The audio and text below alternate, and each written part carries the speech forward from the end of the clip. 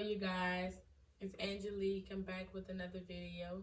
Today I'm going to be discussing self-love. I have Nathan here with me. He's the genius behind the camera today. And he's going to possibly assist me. But I want to talk about self-love because I feel like it is a very important topic. It is something that's needed in our everyday lives. It's something that's important to having self-esteem and security within ourselves. I believe that it is very relatable to people of all ages. Everyone needs to learn to experience it, need to know the importance of it, how it builds your character and outlines your relationships with others. Um, I want to kind of discuss it to kind of give people an idea of what self-love means and how to gain self-love and strengthen themselves in self-love if you are somebody who lacks it. Sometimes you don't realize that you're even missing it. Like just a little bit of it vanishing can do harm for your mental. So I feel like it's important. Okay. So, Angelique, what are some examples of self-love that you've recently seen? There's been occasions where people can reflect having self-love and flaunting themselves or flaunting their beauty or just boosting their own self-esteem and having that confidence. But when you think about self-love, self-love isn't always about feeling beautiful on the outside or feeling like you are, drop dead gorgeous. Because whether your looks can kill or not, you have to be determined to establish an inner beauty within yourself, to be able to acknowledge the inner beauty, to be able to see your heart for what it is. Self-love is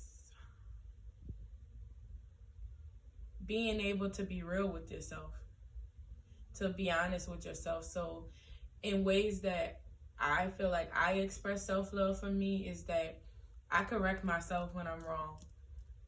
I let myself know okay, you could have done better at this. I give myself a push and a drive. I feel like I always aim to try and support myself. Outside of that, it's when I look at myself, I used to feel like I have to look at myself for that outside beauty. But now I've gone to a place where I can only see my inner beauty. I can see the things that are inside of me that makes me me.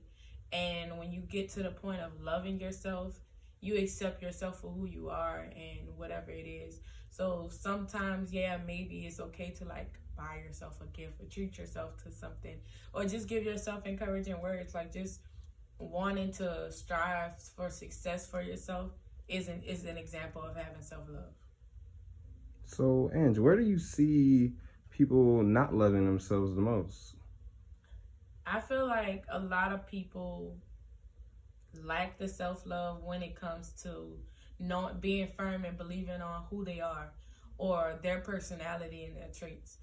Most of the times you do see where people start to not love themselves by looks, but it's not always the looks that drives people to not love themselves. Sometimes it's really people putting others before them and loving other people more than they love people. So most of the times, it's always, instead of loving me wholeheartedly, I'm going to love this person or this object or this whatever it is. You put your desires and your love into something and you're more passionate about it than you are about yourself. So I feel like that is something that's very strong where people lack self-love at, putting their all into other things and neglecting themselves.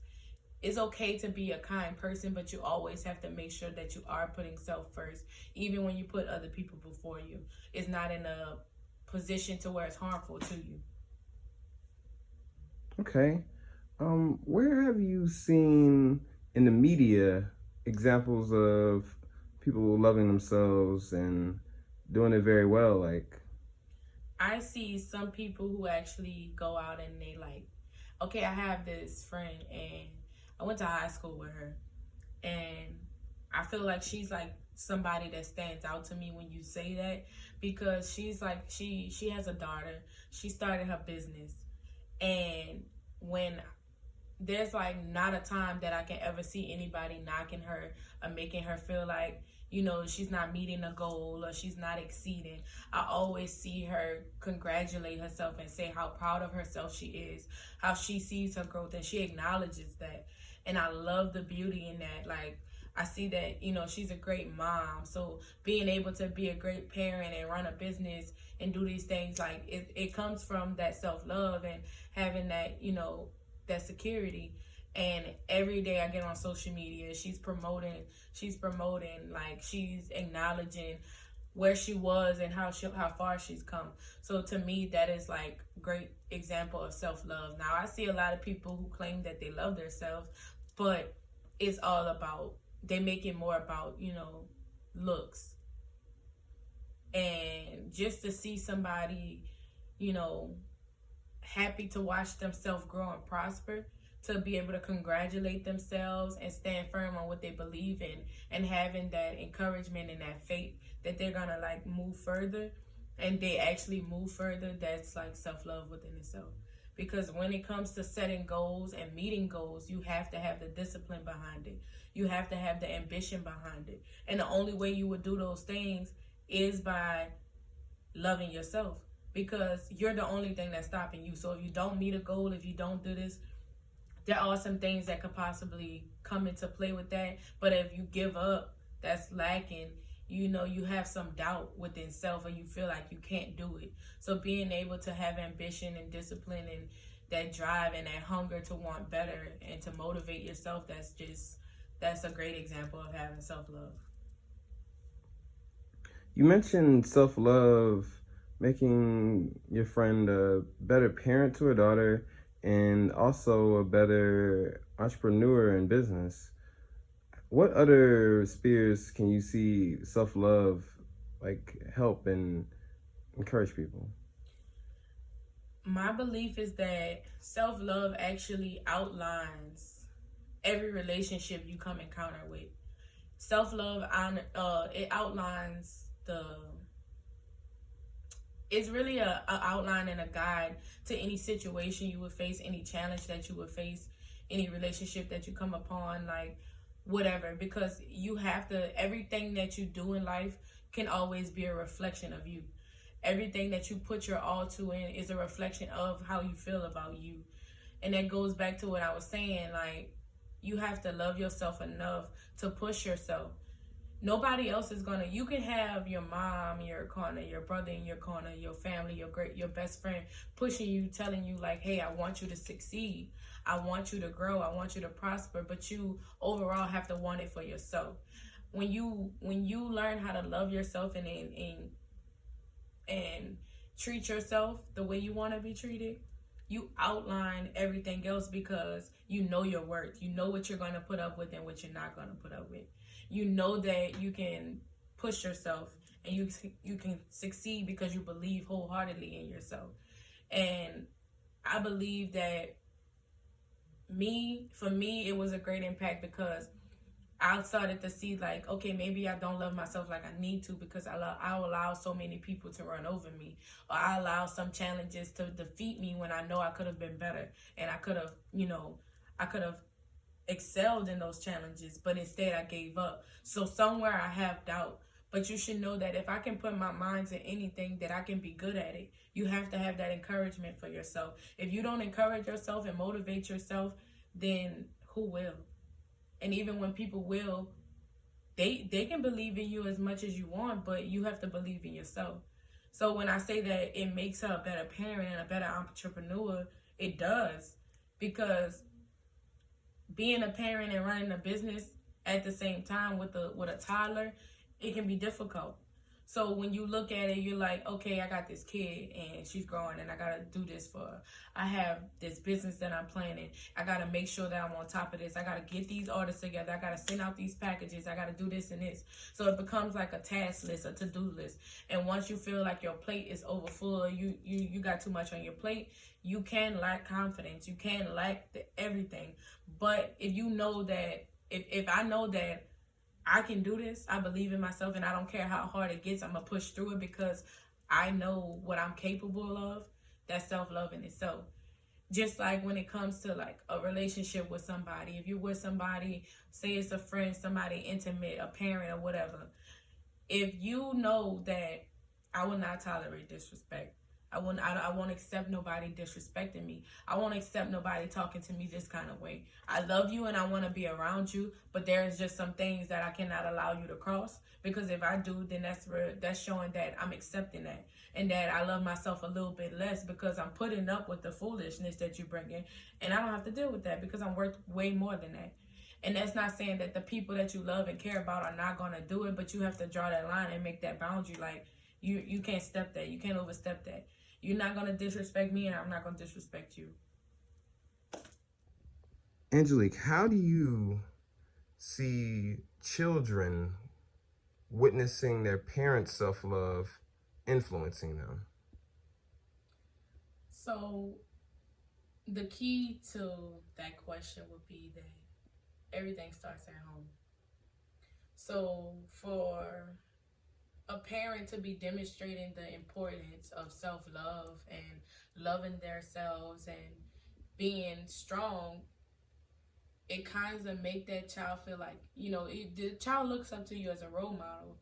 And I know for me, like as a child growing up and watching my mom provide and do a lot on her own, it always made me kind of happy to see like dang, yeah, mom can do it. I know that there's nothing that I can't accomplish in this world.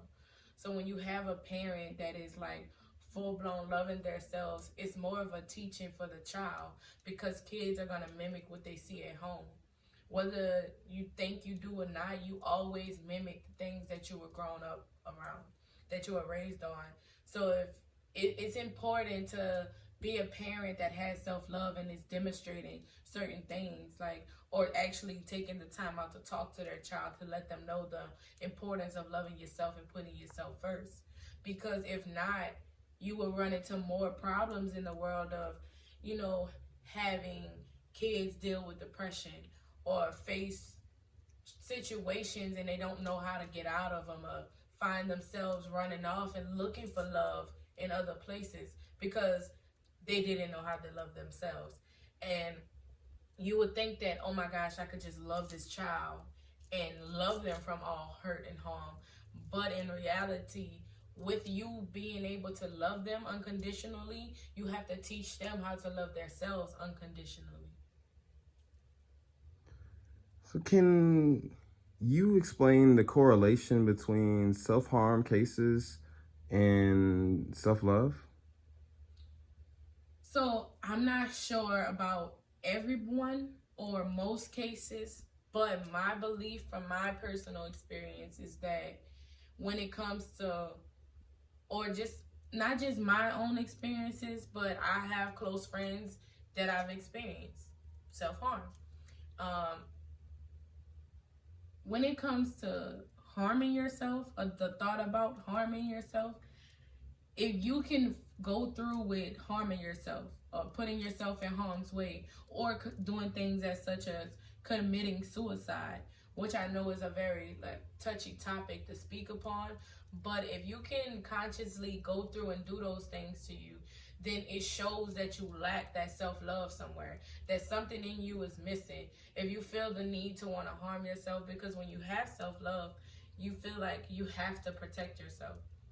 The last thing you want to do is harm yourself. And I've been in situations where I've thought about harming myself, and what stopped me was to realize, Angelique, that's not you. That's not something you would want to do to yourself. How can you even have those thoughts about doing that to yourself when you should love yourself? I'm thankful that I had a strong enough mind to talk me out of it, because it wasn't that, I had the self-love to bring me up out of it, because in reality, at the moment, I had low self-esteem and I was lacking security. I was insecure. So it was a lot of things in life that was bringing me down, and I was thinking you know what, just in my life. And then I was just thought, and I'm like, you couldn't.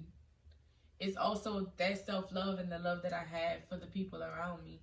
I feel like in many cases, when you lack that self-love, you don't necessarily know that it's not you loving yourself, because you love yourself in the way that you think that you are. You don't realize how deeper that it can be. A simple thing is 2 words. Self-love can go as deep as earth's core and have so much power over you. You have to understand that when you fully commit and give yourself that unconditional love, you don't have to look at it from nobody else. You don't have to look for that love from your friends. You don't look for that love from your parents or your siblings or this relationship you're in. You don't look for that love because it's there. The only thing anybody else can do is add to the love that you have for yourself. So if you have that self-love and you truly are committed to you and keeping you safe, you wouldn't think about harming yourself. It could possibly lower the rates of self-harm and people having those, harmful thoughts. So, Ange, when you lose your self-love and you see yourself falling, how can you recover? How can you find self-love? How can you love yourself again? I feel like for me, whenever I lose like any confidence, or I feel like I'm lacking something, I don't know if everybody do this, but sometimes like I'll look back at like memories of myself, and then it'll make my heart happy and make me smile.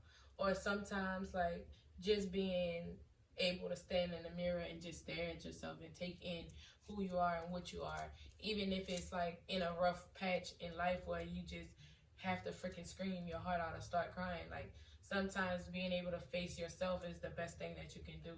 Like there's been plenty of times like I just stared in the mirror and I just broke down. There's been times where I stared in the mirror and I just smiled and I've been like, oh my gosh, I freaking love you.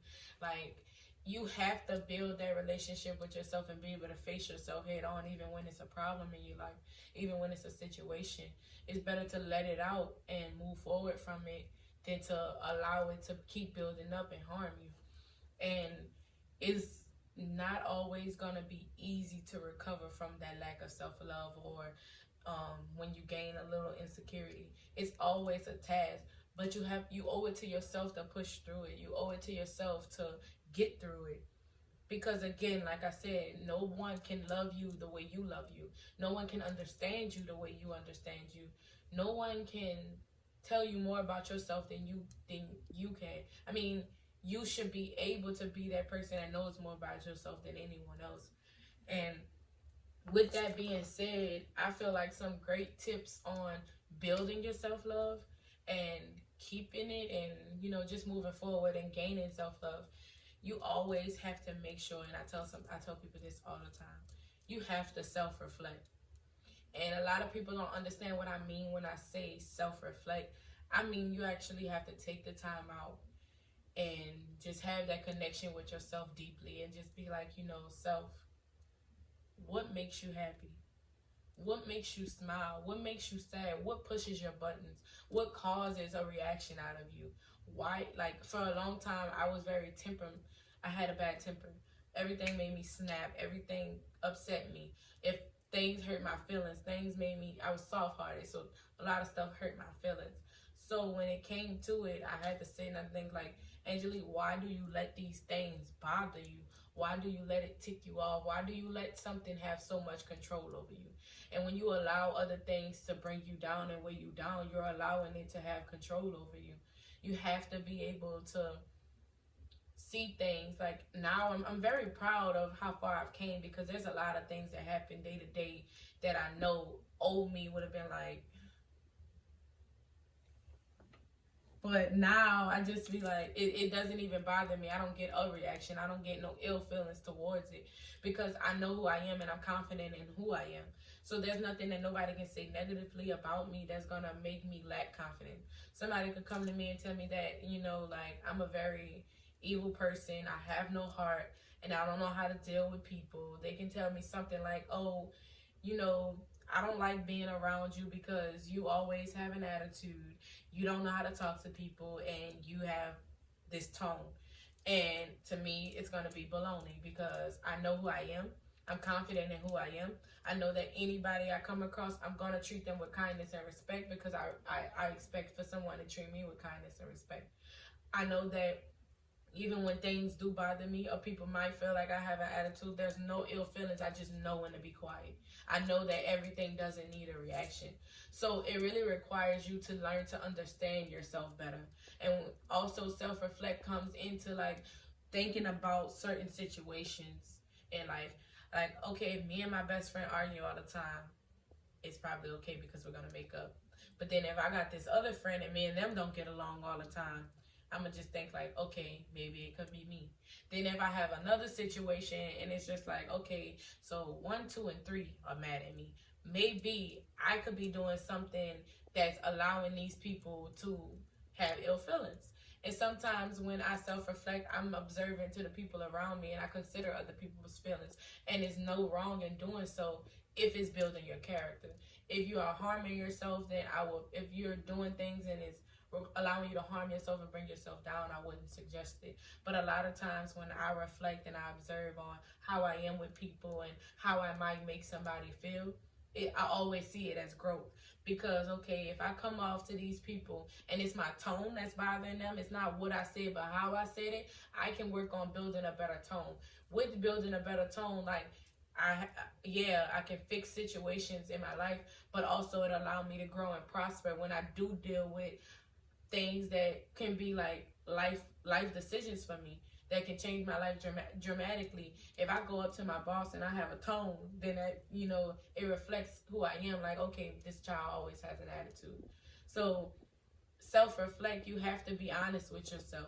You have to be real with yourself. Admit when you're wrong and accept when you're wrong, and moving forward, learn how to work on it.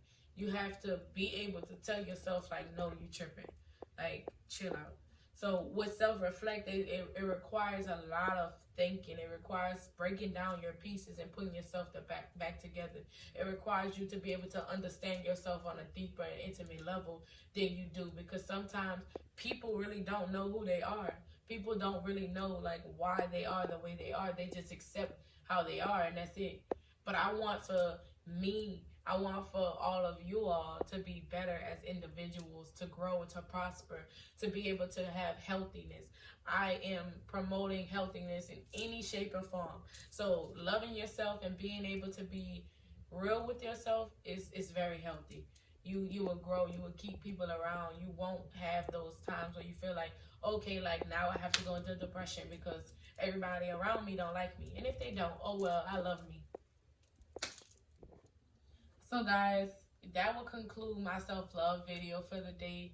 If you all feel like there's anything that I left out, if you have more questions, if you want to seek help and just anything, you guys can feel free to comment.